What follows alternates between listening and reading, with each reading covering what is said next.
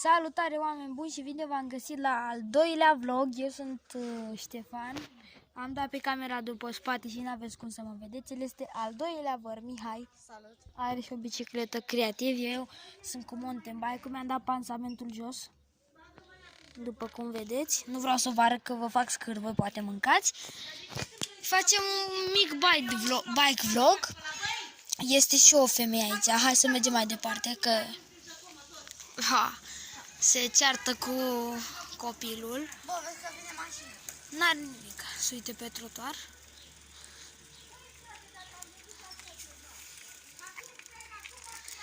Și băi fraților, nu mă, eu aștept că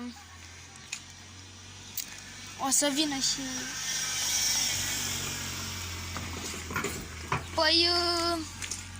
Băi fraților, o să vă las cu muzica și ascultați melodia de fundal.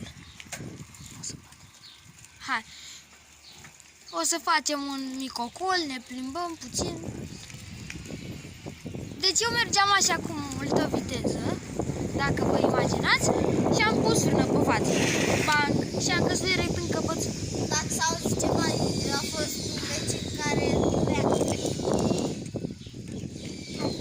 Vină pe aici.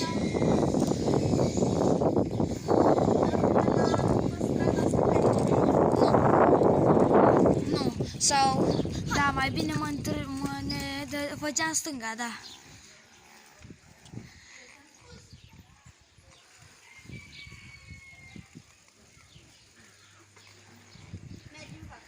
Hai să lăsăm oamenii cu muzica, că nu le-am pus data trecută, îi lăsăm cu muzica.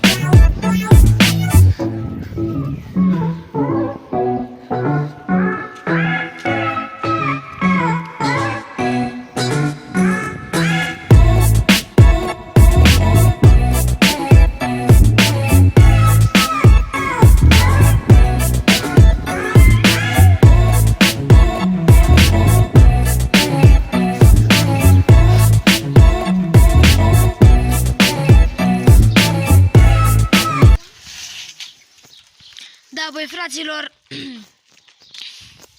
cam acesta a fost și acest videoclip. Eu am fost Ștefan, o să mă vedeți doar că în vlogurile cu camera pe față. Sper că v-a plăcut muzica. Uitați-l și pe Mihai. Zi salutare la toți oamenii, că... Salutare la toți oamenii. Bă, nu trebuia să zici așa. Vă salut, ăsta a fost videoclipul. Vă salut. Și eu vă salut, pa, pa.